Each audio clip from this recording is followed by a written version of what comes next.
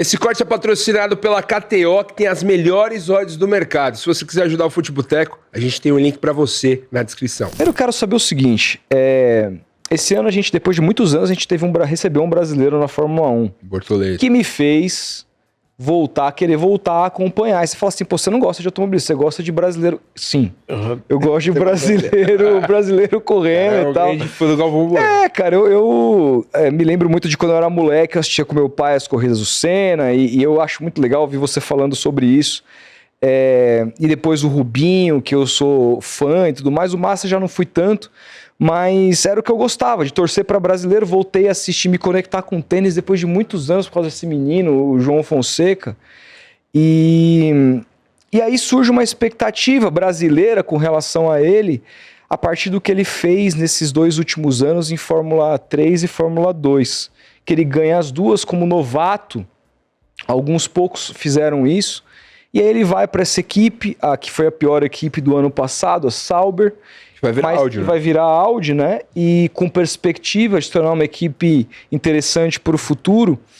E aí começa a voltar um olhar ali mais do médio público para o automobilismo novamente, a partir dessa figura.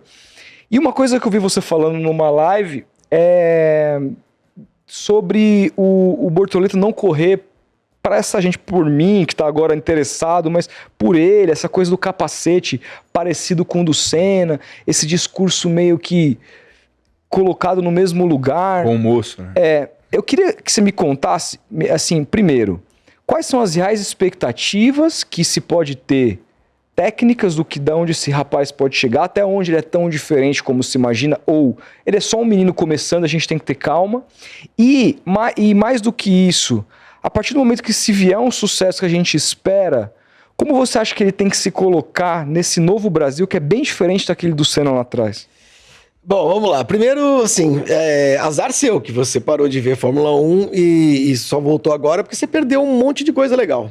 Meu primo fala isso pra mim. Perdeu, e você parou de ver quando o Massa parou de correr, 2017? Por aí. Você perdeu o campeonato, do Hamilton contra o Verstappen, que foi espetacular. Você perdeu o Vettel na Ferrari, você perdeu a volta do Kimi Raikkonen na Ferrari, você perdeu um monte de coisa legal. É uma pena, porque eu realmente acho que assistir um esporte, qualquer que seja, só para torcer para uma determinada figura, porque ela tem em comum com você apenas a sua nacionalidade, eu acho equivocado. Ou você gosta ou você não gosta. A NBA não tem ninguém jogando basquete. Talvez você assista, não sei se você assiste. Eu gosto pra caramba. Não sei se você gosta de futebol americano. Não, eu acho uma merda. Mas assim, tem aqui um monte de gente que gosta de assistir. Eu gosto de futebol. Então, aí quando você me pergunta sobre expectativas, se o cara é especial, se não é, eu vou te dar uma resposta que eu daria sobre qualquer piloto de qualquer nacionalidade. E aí eu vou te frustrar. Porque eu não vou falar assim, a gente pode esperar. Eu não estou esperando nada. Como não esperava nada do Nick De Vries, que era holandês, ou como não espero nada do Tsunoda, que é japonês, eu não espero nada. Eu sei como é que as coisas funcionam no automobilismo. Então, para te dizer, se você quer esperar alguma coisa, o fato de ter ganhado a Fórmula 3 e a Fórmula 2 no primeiro ano, isso é um resultado interessante, mas não faz dele um gênio. Tá. O Verstappen, por exemplo, que é um gênio, ele nem ganhou a Fórmula 3. Ele saiu da Fórmula 3 direto para a Fórmula 1, mas não foi campeão da Fórmula 3. Ele perdeu o título da Fórmula 3 para o Esteban Ocon, que é um cara que hoje corre na Haas. Então, o brasileiro médio, o brasileiro que emocionado, que viu o Bortoleto chegando na Fórmula 1, fala, pô, mas o cara ganhou a Fórmula 3 e ganhou a Fórmula 2, então ele vai ganhar a Fórmula 1. Não, é porque você não acompanhou o automobilismo, você não acompanhou nos últimos anos, então você não sabe que essa relação não é diretamente proporcional. Não é assim. Então, não é porque ele ganhou a Fórmula 3, a Fórmula 3, a Fórmula 2 que ele vai ser bem sucedido na Fórmula 1. O Mirassol na Série A, assim. Pode ser. Porque a gente teve, nos últimos anos, vários pilotos que saíram da Fórmula 2, por exemplo, alguns até como campeões, e com muito mais nome do que ele, com muito mais chances do que ele, E o cara durou 2 anos. O Mick Schumacher, filho do Schumacher, ganhou a Fórmula 2 do mesmo jeito. No primeiro ano dele de Fórmula 2, e na Fórmula 3 ele não tinha ganhado ainda. Chegou à Fórmula 1, durou 2 anos. Bateu o carro 2, 3 vezes, arrebentou o carro, equipe pequena, equipe fraca, não mostrou nada de especial. Sai, próximo da fila, quem vem? Chegou o Bortoleto, é o próximo da fila. Pode virar alguma coisa? Pode. Pode não virar? Pode não virar. Não é pelo fato de ele ser brasileiro que ele tem alguma coisa de especial. Nada. E como é que a gente identifica? E como é que a gente identifica talento? Porque, por exemplo, tênis. Inevitavelmente, que você vê, um menino, o João Fonseca, ganhou os torneios júnior, não quer dizer nada. Mas aí quando você vai ver o cara jogar, você fala, esse cara aqui é muito diferente. Tanto que o circuito inteiro está só falando dele. Claro, Djokovic. Não, todo mundo falando dele. É assustador esse rapaz jogando. Como é que se identifica isso na Fórmula 1? Que tipo de detalhe técnico que a gente olha e fala assim, tá, ele é quando é que você vai ver que fala assim, pô, olhos no Bortoleto, o que ele precisa fazer, é no dia a dia, como é que... É um monte de coisa. A Fórmula 1, o bacana da Fórmula 1 que é um esporte muito complexo, que passa... Primeiro, é um esporte coletivo, né? Muito mais do que... Parece. Assim, o tênis é um esporte individual, o automobilismo também, porque o cara corre sozinho. De fato, ele corre sozinho, ele dirige o carro sozinho. Só que uma equipe de Fórmula 1 tem 3 mil funcionários. Sim. E tem 85 no box ali, numa corrida, num fim de semana de corrida. É um esporte coletivo, é um esporte que depende, sim, de um equipamento, da máquina, mas que você consegue identificar algumas características em quem está pilotando, quem está dirigindo. Então, eu pego, por exemplo, tem um menino que chama agora Kimi Antonelli, que tem... fez 18 anos em agosto. Foi para Mercedes. Muito joia, eu vi. Foi Mercedes. O moleque até... tem um episódio... Eu acho que ele correu a Fórmula 2 com o Bortoleto. Correu a Fórmula 2, ele pulou da Fórmula... Ele pulou de uma formulinha qualquer, direto pra Fórmula 2. A Mercedes resolveu colocar o cara direto na Fórmula 2 quando o Hamilton falou que ia sair. Ele ia fazer a Fórmula 3, ia fazer a escadinha. Tá. Quando o Hamilton falou que ia sair, ia pra Ferrari, o cara, Toto Wolff, a Mercedes, pegou esse moleque que conhece desde bebê, que era um espetáculo no kart e tudo mais e tal, e botou direto na Fórmula 2. Vai na Fórmula 2, aí vamos ver o que acontece, porque pode ser que eu precise no ano que vem. Tem um episódio do Drive to Survive que é muito engraçado, que é essa série da Netflix. Que é a série que meio que voltou a popularizar a Fórmula 1 no mundo, parece. Sim, nos Estados Unidos muito. Sim. Ela é mulheres, cara, começaram a assistir, porque eu tenho amigas que estão amando porque a Fórmula 1. Esses jovens pilotos são todos dessa geração e tal, eles são tiktokers, são youtubers, caralho. E aí chega uma hora que o Toto Wolff lá, que é o chefe da Mercedes, ele fala, porra, e agora? Vamos botar quem pra correr, cacete? Aí o auxiliar dele fala, o Carlos Sainz, mas não sei o quê, o fulano. Pô, o Verstappen seria o cara, mas não dá, o cara tem contrato e tal, papapá. Aí eles falam, bom, vamos lá, pega lá o Kimi, o Antonelli. Né? Ele chama Andrea Kimi Antonelli. E Kimi é nome dele mesmo, porque o pai era fã do Kimi Raikkonen.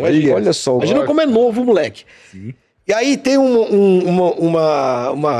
passagem lá da seriado, desse episódio, que eles levam o moleque, a Mercedes leva o moleque pra Imola, um carro de corrida, um carro de GT3, que é um carro, não é um Fórmula, né, mas um carro. E fala, pô, vamos botar o menino pra andar aí também, pra ver alguma coisa e tal. Aí ele tá lá, o Toto Wolff tá lá no box, aí chega o menino, o moleque, né? Oi, né, tudo bem? Ele fala, oi, tudo bem e tal. Aí o Toto Wolff olha pra ele e fala assim, como é que tá na escola? Cara, 3 meses depois o cara tava sendo contratado para ser piloto de Fórmula 1, cara. Imagina só, como é que você tá na escola? E aí você vai tem umas imagens do quarto do menino. O quarto do menino tem um ursinho de pelúcia sentado no chão, cara. Por que eu tô falando dele? Porque aí vai pra primeira... Ele tá substituindo o Lewis Hamilton. Sim. Heptacampeão mundial. Maior piloto de todos os tempos, nos números e tudo mais. Senta no carro da Mercedes. Primeira corrida do ano. Austrália. Chovendo pra caralho. Larga em 17º. 17º porque ele teve um problema na classificação, quebrou o assoalho, não sei o que. Chega em 4º. Com chuva. Corrida o Alonso bateu. O Bortoleto bateu. O Liam Lawson bateu. Um monte de gente bateu e tal. E o moleque com 18 anos de idade... A primeira corrida da Segura o vida carro. dele, ele vai lá com chuva, passa todo mundo, não sei o quê, larga em 17º, chega em quarto. Então você me pergunta, como é que você identifica? Nesses Isso aí episódios. aí você se identifica.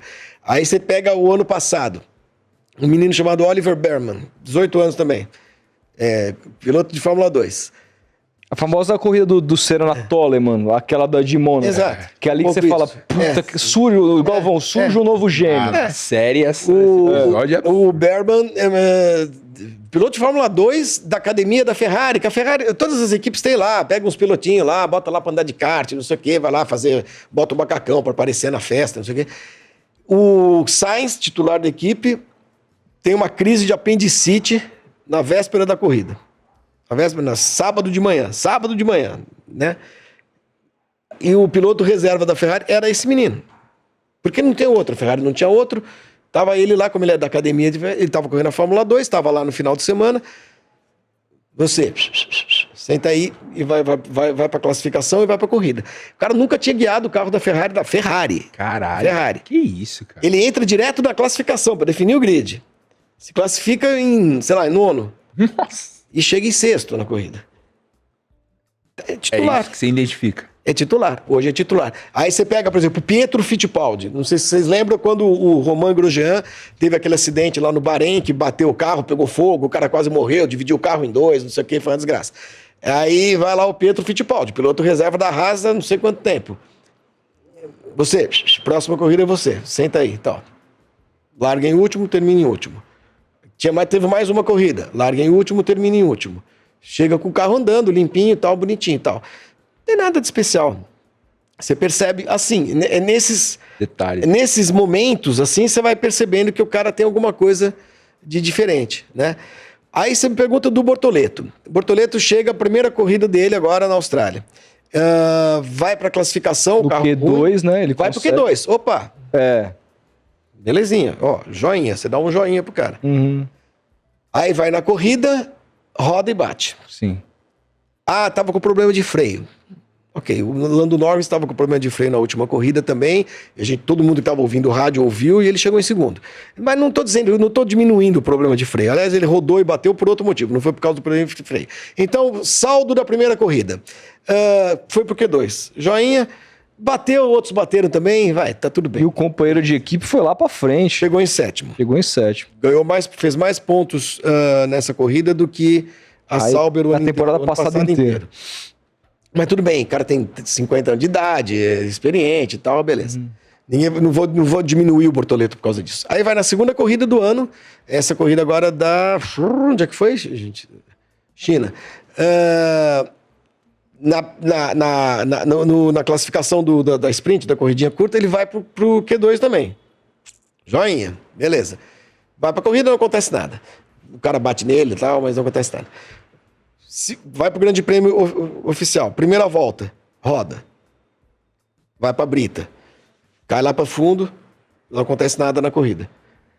Então ele até consegue passar o companheiro. Aí que tá. Então, isso que eu queria entrar. Por acaso, quando o Tsunoda passou o Daniel Ricciardo de 17º para 16º no ano passado, alguém falou que isso é importante? Ou o Ocon passou o Gasly lutando pela 13ª posição no Grande Prêmio? Isso não tem nenhuma importância.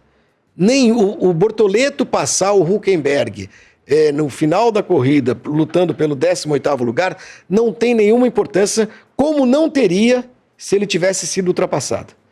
Não tem, não é... Ele venceu o Hülkenberg em termos de posição... Cara, né? se ele classificar, são 24 corridas, se ele se classificar 18 na frente do Hülkenberg, e se ele conseguir passar 10 pro Q1, porque 3, opa, nós temos alguém diferente. No mais, até agora, cara, na média. Não tem nada de mais, nem nada de menos. Não vou dizer que ele é ruim porque ele rodou e bateu, e não vou dizer que ele é bom porque ele chegou na frente do Hülkenberg. A gente precisa parar de ficar aqui procurando coisa, não, precisa achar alguma... O ritmo dele era excepcional. O ritmo dele não era excepcional. Se o ritmo dele fosse excepcional, ele chegava em 10º, ele não chegava em 17º, entendeu? Ele parou, trocou... O carro é ruim. Por isso que o ritmo dele não é excepcional. A gente precisa, as pessoas que estão vendo Fórmula 1 agora, de novo, como você que quer ver o Bortoleto andar bem, precisa prestar atenção um pouco no big picture, assim, do que é a Fórmula 1 como um todo. Né? Essas pequenas coisinhas que acontecem, pequenas mesmo, porque uma coisa é o cara largar em 17º e chegar em quarto. Uma coisa é o Senna chegar em segundo na chuva em Mônaco. Uma coisa é o Rubinho quase chegar em terceiro em Donington, lá naquela corrida da primeira volta. Sim. No primeiro ano dele de Fórmula 1. E ele larga sei lá, 12º e passa a primeira volta em quinto, quarto. Isso, sabe, essas coisas têm um peso, né? Por enquanto, passar o Hülkenberg, desculpa, não é nada.